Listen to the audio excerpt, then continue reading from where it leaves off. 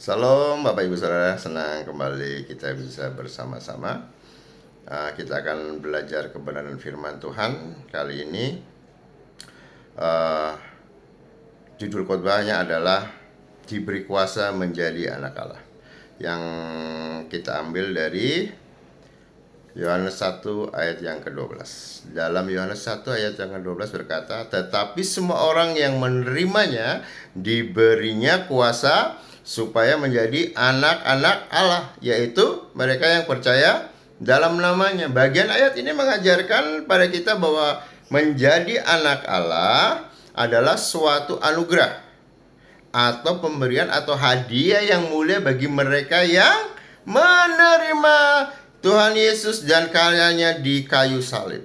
Saudara, di kekristenan kita diperkenalkan untuk menyebut Tuhan sebagai Bapa, dan kita diangkat menjadi anaknya.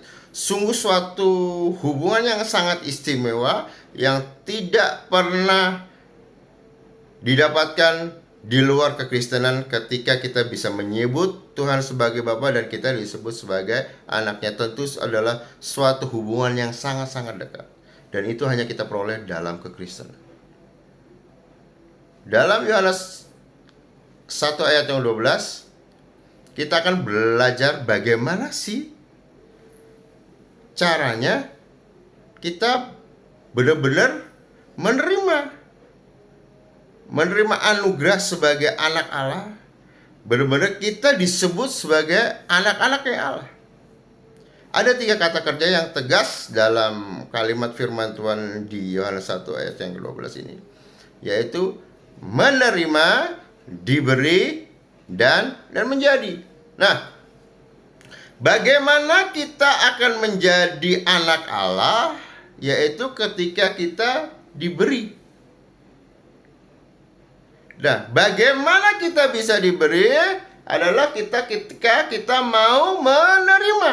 Menerima apa? Menerima Tuhan Yesus sebagai Tuhan dan Juru Selamat kita. Nah, Bapak Ibu Saudara, pertanyaan yang patut dilontarkan adalah, apakah Tuhan Yesus sudah merasa dan mengakui bahwa kita telah menerimanya? Ingat, banyak orang merasa sudah menerima Tuhan Yesus. Banyak orang sudah merasa mengenal Tuhan Yesus. Banyak orang yang merasa sudah melakukan banyak hal, pelayanan dan lain sebagainya untuk Tuhan Yesus. Dan mereka sangat-sangat yakin dan merasa pasti akan diterima oleh Tuhan. Namun kenyataannya, jangan kaget bahwa kita bisa ditolak oleh Tuhan. Kita baca sama-sama dalam Matius 1 ayat yang Matius 7 ayat yang ke-21 sampai 23. Dalam Matius 7 ayat 21 sampai 23, kita baca sama-sama. Firman Tuhan berkata, "Bukan setiap orang yang berseru kepadaku, Tuhan, Tuhan, akan masuk ke dalam kerajaan surga, melainkan dia yang melakukan kehendak Bapa-Ku yang di surga. Pada hari terakhir, banyak orang akan berseru kepadaku, Tuhan, Tuhan, bukankah kami bernubuat demi namamu dan mengusir setan demi namamu dan mengadakan banyak mujizat demi namamu juga? Pada waktu itu aku akan berterus terang kepada mereka dan berkata, aku tidak pernah mengenal kamu. Nyala daripadaku, kamu sekalian pembuat kejahatan." Ternyata saudara-saudara, tidak cukup kita merasa bahwa kita sudah menerima Tuhan Yesus untuk memenuhi persyaratan menjadi anaknya Allah. Kenapa? Di ayat yang 21 mengatakan, orang yang masuk dalam kerajaan surga adalah mereka yang melakukan kehendak Bapanya. Jadi jangan cuma bangga di KTP-mu ada tulisan Kristen, tetapi kehidupanmu tidak melakukan bahwa kamu adalah anak Allah. Jangan kaget pada waktunya nanti Tuhan berkata apa? Enyalah kamu daripadaku, kamu sekalian perbuat kejahatan. Kenapa? Kita tidak didapati hidup melakukan kehendak Bapakku.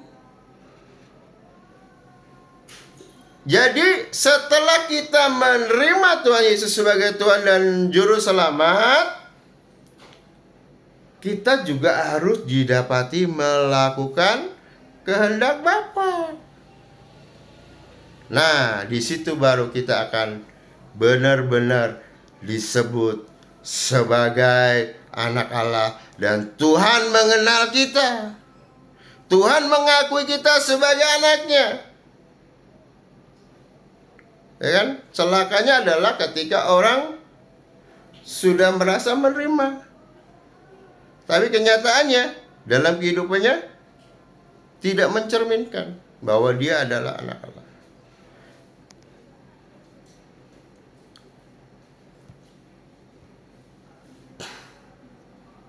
Nah, kita akan belajar kata berikutnya, yaitu kuasa.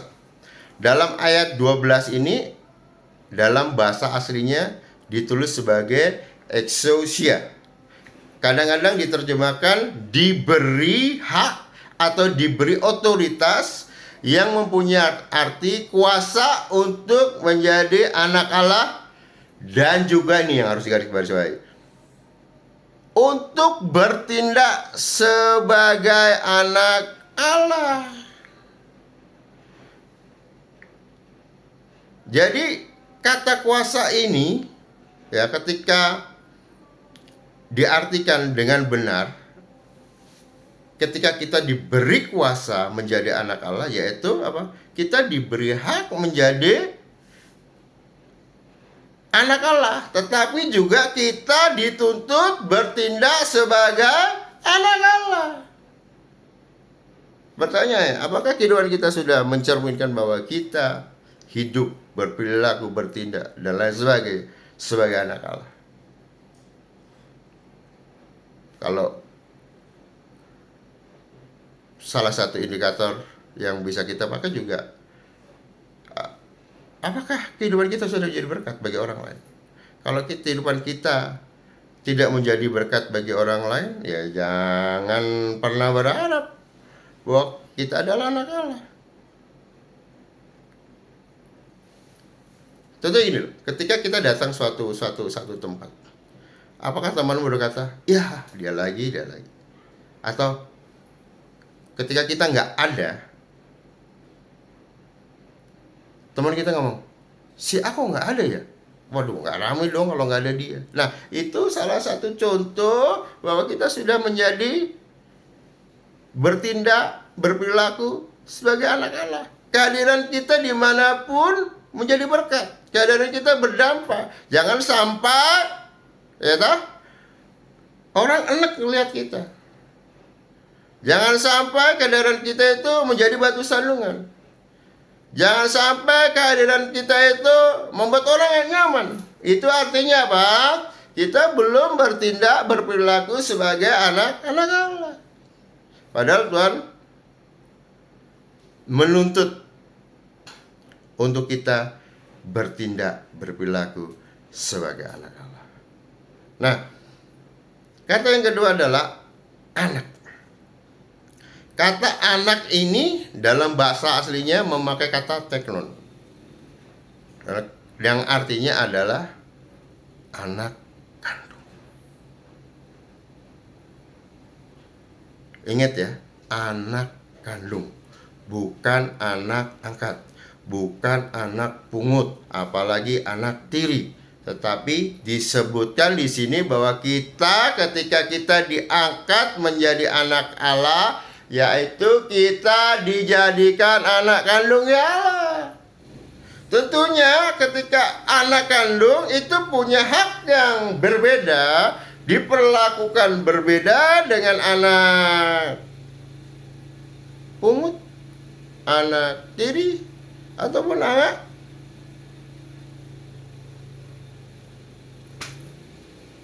kita adalah anak kandung. Apa sih istimewanya anak kandung dibandingkan dengan anak tiri, anak pungut, ataupun anak-anak yang lainnya? Yaitu bedanya adalah kita mempunyai yang namanya hak ahli waris. Dalam Galatia 4 ayat ke-7. Dalam Galatia 4 ayat yang ke-7, jadi kamu bukan lagi hamba, melainkan anak. Jikalau kamu anak, maka kamu juga adalah ahli waris oleh Allah.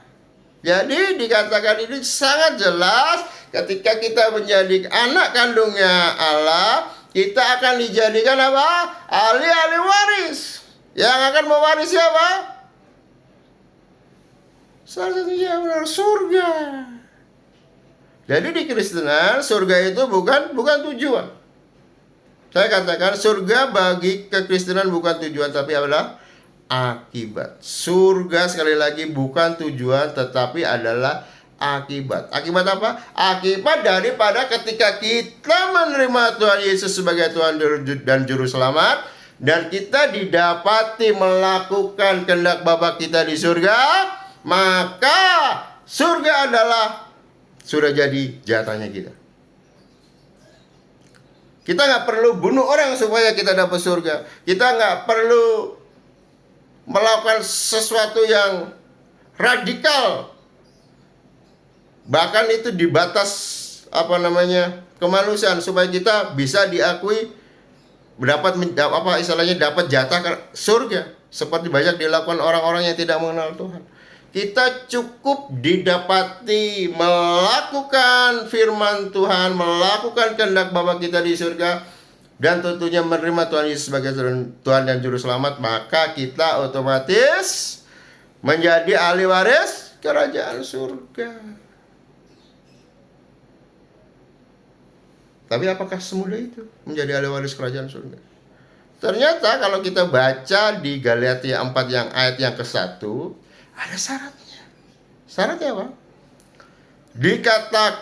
Dikatakan yang kumaksud ialah selama seorang ahli waris belum akil balik, sedikit pun ia tidak berbeda dengan seorang hamba. Sungguh pun ia adalah Tuhan dari segala sesuatu. Jadi syarat kita menjadi ahli waris kerajaan Allah adalah kita sudah akil balik.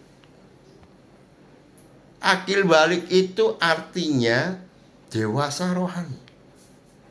Akil balik tidak berbicara tentang bagaimana kamu sudah tumbuh jenggot, tumbuh kumis, jakunmu sudah kelihatan, badanmu sudah berkembang, ataupun berapa umurmu. Tetapi akil balik di sini adalah berbicara tentang kedewasaan rohani.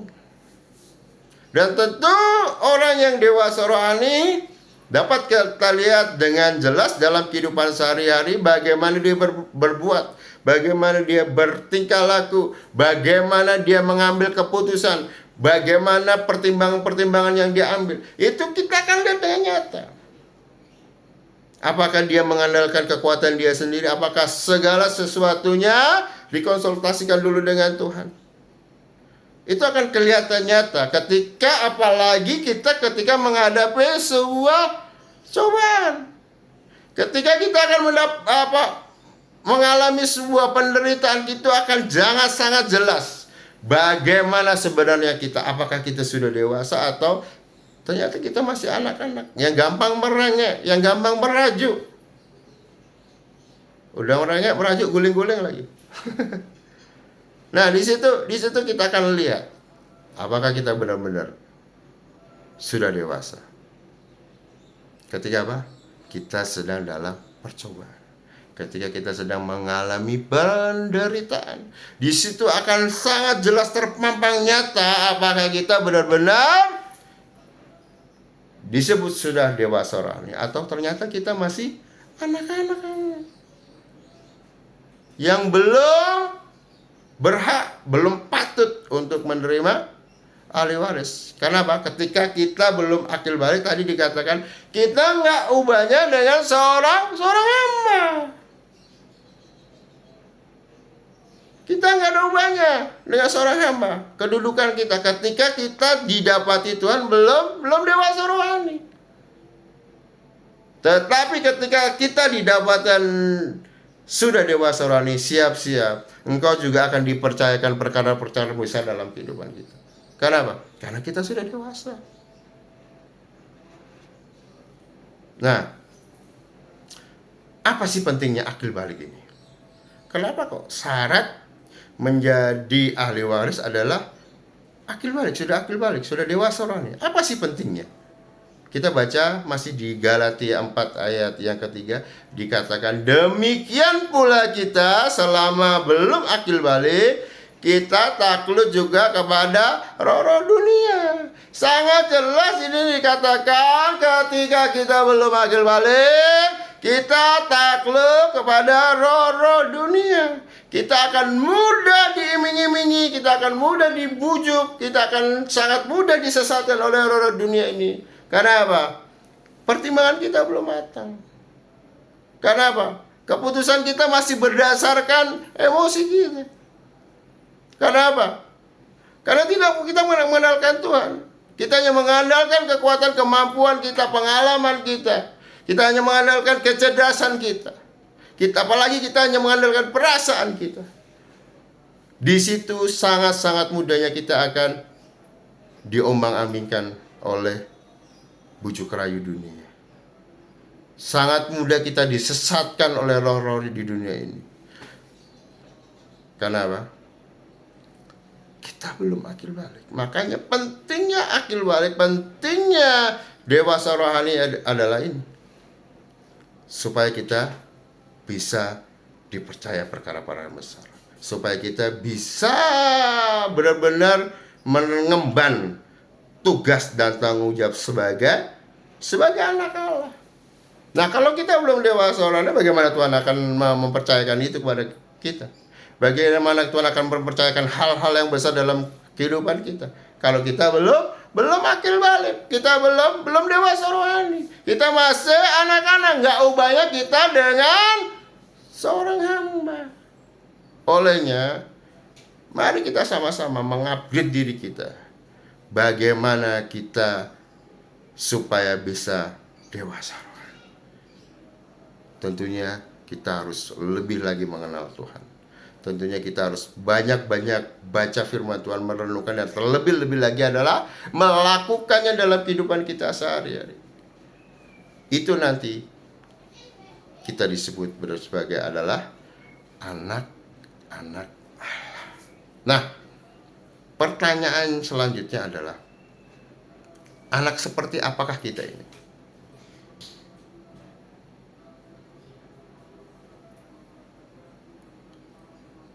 Apakah benar-benar Tuhan sudah mengenal? Apakah Tuhan sudah mendapati kita sesuai dengan yang diinginkan, sesuai yang diharapkan dalam kehidupan kita?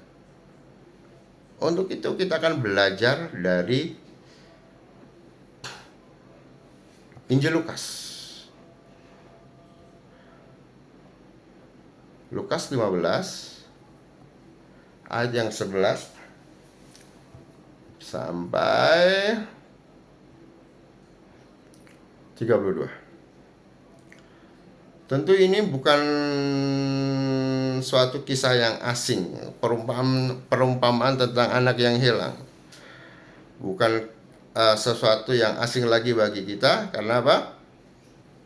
Dari sekolah minggu tentunya kita sudah berulang-ulang kali mendengar kisah ini. Dalam Lukas 15 ayat yang 11 sampai 32 saya akan bacakan. Yesus berkata lagi, ada seorang mempunyai 2 anak laki-laki. Kata yang bungsu kepada ayahnya, "Bapa, berikanlah kepadaku bagian harta milik kita yang menjadi hakku." Lalu ayahnya membagi-bagikan harta kekayaan itu di antara mereka. Beberapa hari kemudian anak bungsu itu menjual seluruh bagiannya itu lalu pergi ke negeri yang jauh. Di sana ia memboroskan harta miliknya itu dengan hidup berfoya-foya. Setelah dihabiskannya semuanya, timbullah bencana kelaparan di dalam negeri itu dan ia pun mulai melarat. Lalu ia pergi dan bekerja pada seorang majikan di negeri itu. Orang itu menyuruhnya ke ladang untuk menjaga babinya. Lalu ia ingin mengisi perutnya dengan ampas yang menjadi makanan babi itu, tetapi tidak seorang pun yang memberikannya kepadanya. Lalu ia menyadari keadaannya, katanya, betapa banyaknya orang upahan bapakku yang berlimpah-limpah makanannya, tetapi aku di sini mati kelaparan. Aku akan bangkit dan pergi kepada bapakku dan berkata kepadanya, Bapa, aku telah berdosa terhadap surga dan terhadap Bapa. Aku tidak layak lagi disebut anak Bapa. Jadikanlah aku sebagai salah seorang upahan Bapa. Maka bangkitlah ia dan pergi kepada bapaknya. Ketika ia masih jauh, ayahnya telah melihatnya, lalu tergeraklah hatinya oleh belas kasihan. Ayahnya itu berlari mendapatkan dia, lalu merangkul dan mencium dia.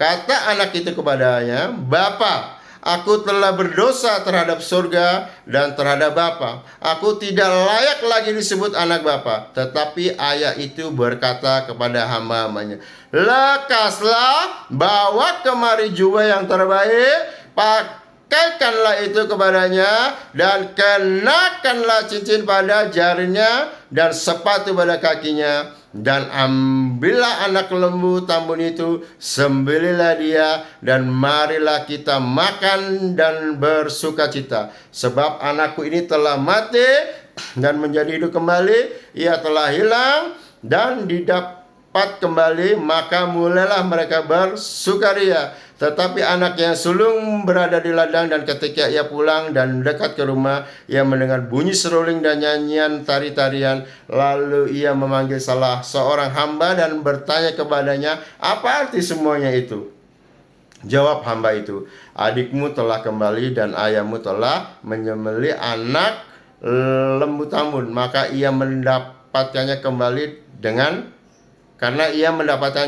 dengan sehat. Maka marahlah anak sulung itu dan ia tidak mau masuk. Lalu ayahnya keluar dan berbicara dengan dia. Tetapi ia menjawab ayahnya, katanya, telah bertahun-tahun aku melayani Bapa dan belum pernah aku melanggar perintah Bapa. Tetapi kepadaku belum pernah Bapa memberikan seekor anak kambing untuk bersukacita dengan sahabat-sahabatnya. Tetapi baru saja datang anak Bapa yang telah memboroskan harta kekayaan Bapa bersama-sama dengan pelacur-pelacur, maka Bapa menyembelih lembu tambun itu untuk dia. Kata ayahnya kepadanya, anakku, engkau selalu bersama-sama dengan aku, dan segala kepunyaanku adalah kepunyaanmu. Kita patut bersukacita dan bergembira karena adikmu telah mati dan menjadi hidup kembali. Ia telah hilang dan dapat kembali. Dari kisah anak yang hilang ini, kita akan melihat anak yang pertama tadi. Dia meminta warisan kepada bapaknya. Tetapi karena dia belum dewasa rohani, ketika dia belum akil balik, maka yang dilakukannya hidup berfoya-foya. Dihabiskanlah hartanya itu untuk sesuatu hal yang tidak benar di hadapan Allah. Dihabiskan semuanya itu untuk berfoya-foya, bersukacita. Itulah yang akan terjadi ketika kita belum didapati dewasa rohani. Pertimbangan kita belum matang. Keputusan kita berdasarkan keinginan kita, perasaan kita. Akhirnya membawa kita kepada suatu kerugian, suatu penderitaan. Untuk yang terjadi ketika anak yang memberontak tadi adalah dia bertobat. Untungnya dia bertobat dan kembali kepada bapaknya. Coba kalau dia nggak bertobat, apa yang terjadi? Hilang, mati, nggak jelas hidupnya. Nah, itulah pentingnya dewasa rohani dalam kita. Tuhan menginginkan kita menjadi anak yang dewasa rohani. Supaya apa? Keputusan kita, pertimbangan kita nggak salah, nggak merugikan kita, nggak membawa dampak negatif dalam kehidupan kita, tidak membuat kita jatuh terperosok dalam dosa, tidak membuat kita jauh dari hadapan Allah. Makanya itu sangat-sangat penting, yaitu apa? Dewasa rohani. Itu juga pentingnya menuruti kehendak Bapa, bukan kehendak kita. Di awal saya katakan, kita bisa menerima hak adalah ketika kita selain menerima adalah apa? Melakukan kehendak Bapa. Anak bungsu yang terhilang itu melakukan kehendaknya sendiri. Dia melakukan keinginannya sendiri. Dia tidak peduli dengan keinginan bapaknya. Dia tidak peduli dengan kerinduan bapaknya dalam hidupnya. Yang dia mau adalah yang penting aku dapat warisan, aku berfoya-foya, aku menikmati segala sesuatu yang enak-enak di dunia ini. Makanya tadi saya bilang, kenapa kita harus akil balik? Yaitu supaya apa? Kita tidak takluk tunduk kepada roh-roh di dunia ini. Sehingga apa? Kita melakukan yang jahat di matanya Tuhan. Sehingga kita apa? Melakukan sesuatu kekejian di mata Tuhan.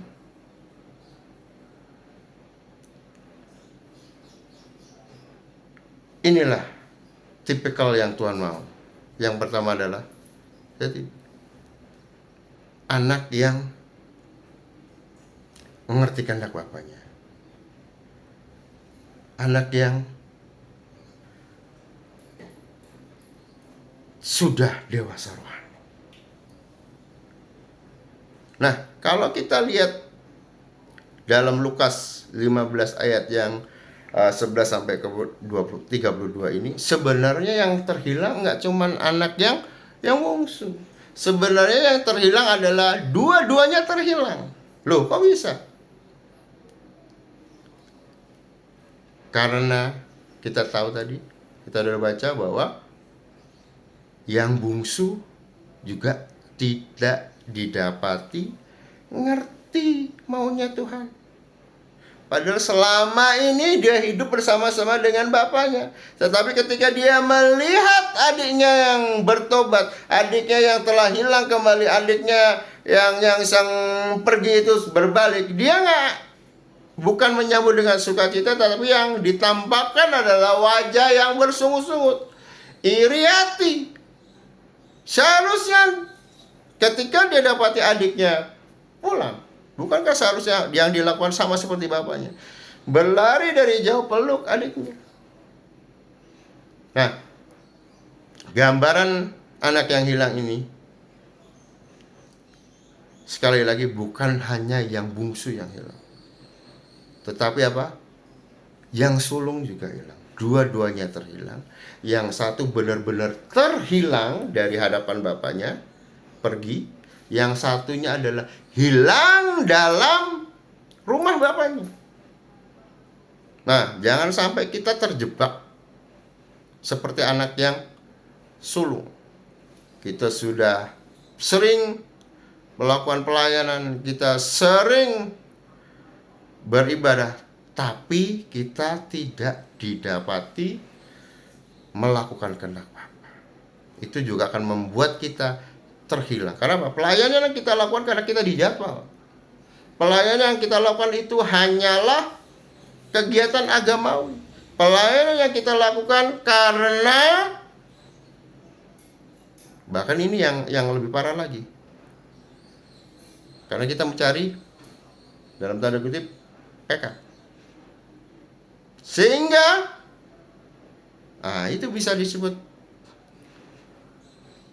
kita belum ngerti kehendak Bapa. Tetapi kalau kita benar-benar melakukan pelayanan dengan tulus, dengan dengan sungguh-sungguh, supaya Tuhan disenangkan melalui pelayan kita, supaya Tuhan disukakan dengan apa yang kita lakukan. Baru itulah anak yang dikehendaki Bapaknya. Tuhan mau anak yang seperti itu. Tuhan mau anak yang ngerti apa yang dia mau dan melakukan tepat seperti apa yang Tuhan perintahkan. Anak yang bungsu, untungnya berbalik kepada bapaknya. Untungnya bertobat. Nah, itu juga patut kita pertanyakan. Apakah kita sekarang ini seperti anak yang bungsu? Kita terhilang dari harapan Bapa kita. Kita benar-benar tersesat. Kita pergi dari Bapa. Nah, kalau kita dapati bahwa kita seperti anak bungsu, saatnya sekarang ini waktunya kita untuk bertobat.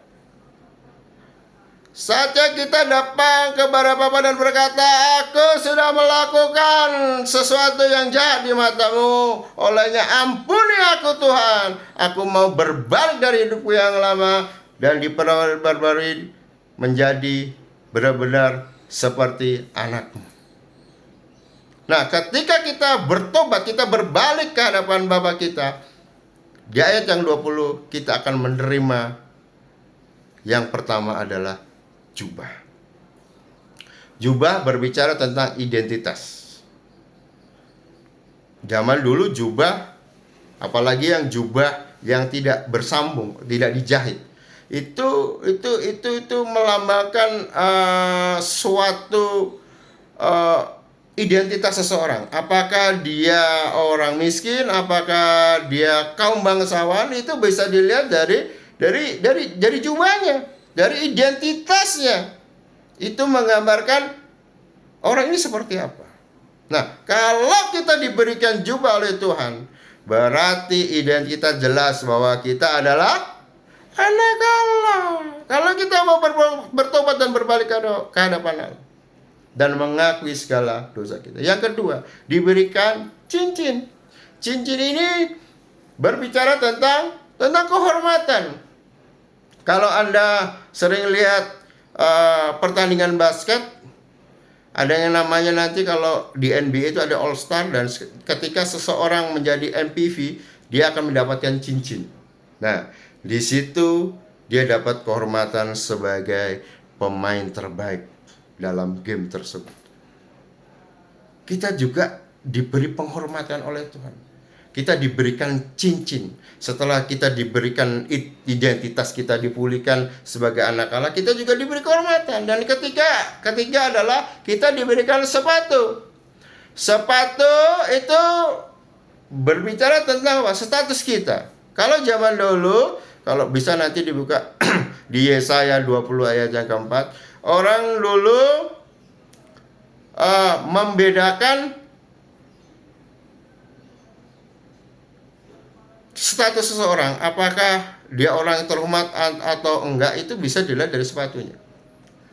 Zaman perang, waktu dulu orang perang itu selalu kasutnya dilepas, sepatunya dilepas, supaya dia menunjukkan bahwa dia itu adalah seorang tahanan. Dan budak pada waktu itu pun demikian pula. Ketika dia tidak memakai sepatu, statusnya jelas bahwa dia itu bisa dikatakan budak atau tahanan tadi. Ketika sepatunya dilepas, statusnya yang tadinya seorang prajurit, mungkin panglima dan lain sebagainya. Tetapi ketika kedapatan sepatunya dilepas, kasutnya dilepas, status dia berubah. Yang dari seorang pahlawan menjadi seorang pecundang.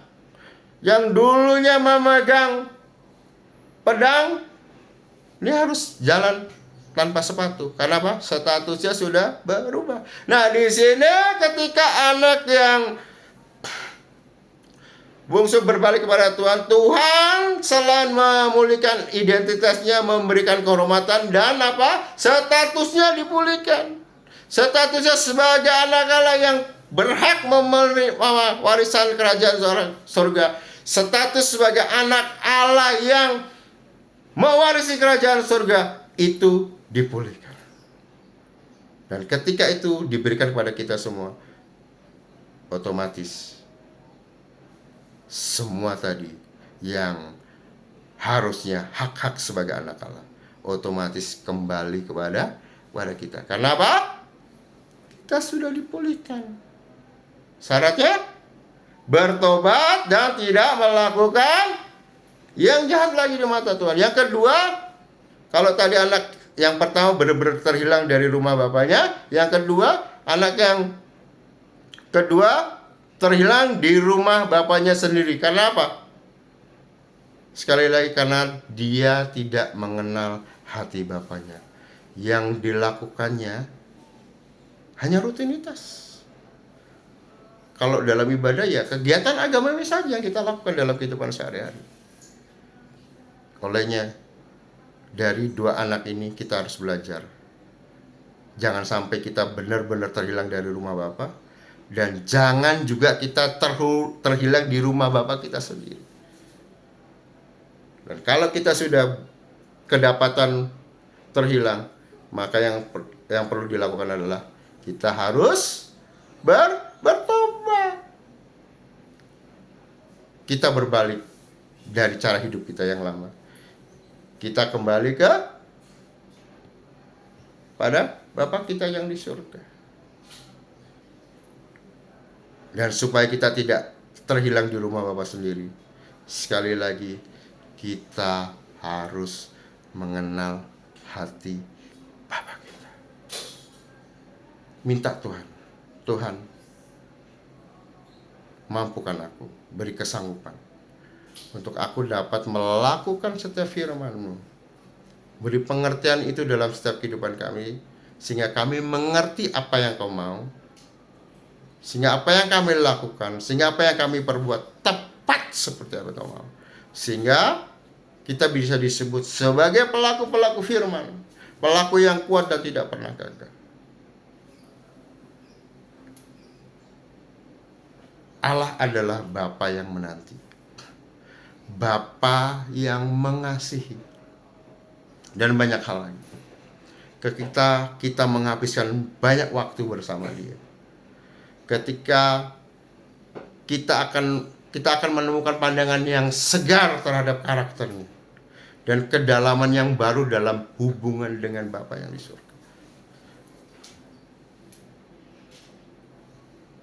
Sekali lagi saya ulang, untuk menerima kuasa menjadi anak Allah, yang harus kita lakukan adalah kita menerima Tuhan Yesus sebagai Tuhan dan Juru Selamat kita. Setelah kita menerima, kita juga harus melakukan kehendak Bapa kita. Supaya apa? Kita benar-benar diakui, supaya kita benar-benar dikenal di mata Bapa kita. Sehingga nantinya Tuhan tidak berkata, "Hanyalah engkau sekalian pembuat kejahatan, aku tidak mengenal engkau." Ketika kita sudah menjadi anak Allah, poin selanjutnya harus kita lakukan adalah kita harus selain diberi hak, harus apa? Melakukan kewajiban kita, bertindak berperilaku yang menunjukkan bahwa kita adalah anak-anak Allah. Supaya nanti kita tidak ditertolak, kita harus bertindak berperilaku menunjukkan bahwa kita adalah anak-anak Allah.